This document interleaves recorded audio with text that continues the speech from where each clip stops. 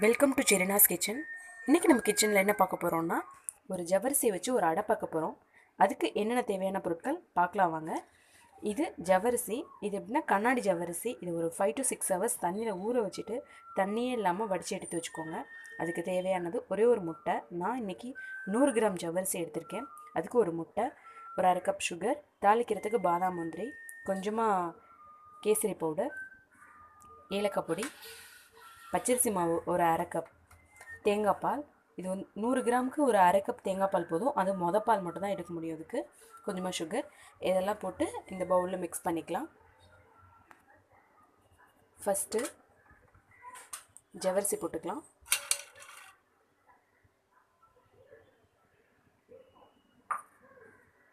Next sugar போட்டுக்கலாம்.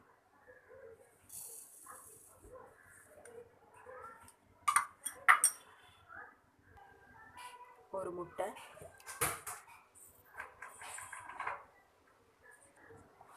கொஞ்சமாக kesari powder, கொஞ்சமாக ஏலக்காய் பொடி, ஒரு அரை கப் தேங்காய் பால்,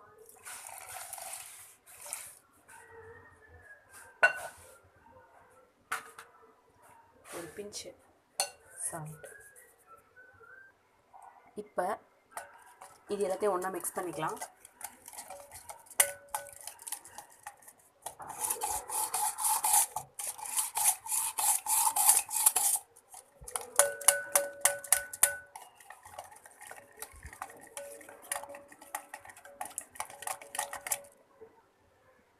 பாருங்கள், இந்த மாதிரி ஒரு நுரை ஃபார்ம் ஆகிற அளவுக்கு நல்லா மிக்ஸ் பண்ணிக்கோங்க.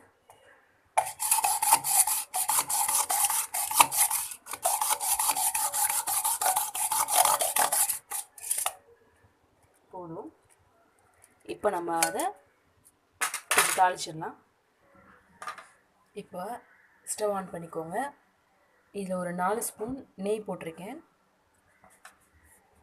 கொஞ்சம் இதுக்கு அதிகமாக நெய் போட்டால் கொஞ்சம் டேஸ்ட்டாக இருக்கும்.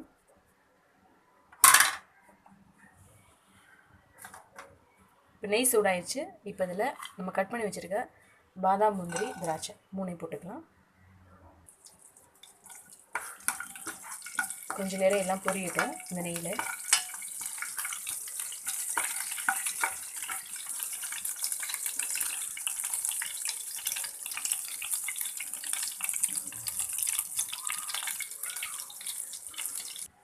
இங்கே பாருங்கள், இப்போ ரெடி ஆயிடுச்சு. இப்போ இதை நம்ம மிக்ஸ் பண்ணி வச்சுருக்க ஜவ்வரிசியை ஆட் பண்ணிடலாம். இங்கே பாருங்கள்,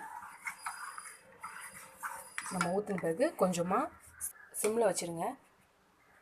சிம்மில் வச்சுட்டு நீங்கள் மிக்ஸ் பண்ணிகிட்டே இருங்க, விட்டுறக்கூடாது. ஏன்னா தேங்காய் பால் ஊற்றிருக்கோம், முட்டை போட்டிருக்கோம், அடி பிடிக்கும். ஸோ இது ஒரு திக் கன்சிஸ்டன்சியாக வர்ற வரைக்கும் நம்ம இதை மிக்ஸ் பண்ணிகிட்டே இருக்கணும்.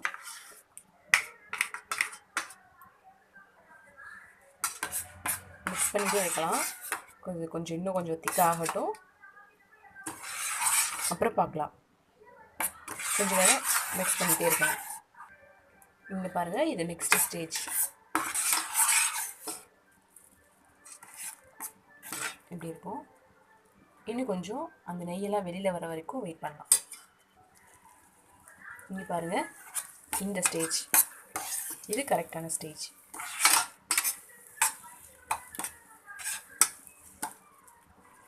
இந்த ஸ்டேஜில் நம்ம கொஞ்சமாக எடுத்து வச்ச பச்சரிசி மாவு லைட்டாக போட்டு மிக்ஸ் பண்ணிடுங்க. இங்கே பாருங்கள், நம்ம ஊற்றுன நெய்யெல்லாம் வெளியில் வருது இல்லையா? இந்த ஸ்டேஜ் தான் கரெக்டான ஸ்டேஜு. ஸோ இப்போ நம்ம ஜவ்வரிசியோட ரெடி. இப்போ நம்ம இந்த டிஸ்பிளேயில் பார்க்கலாம்.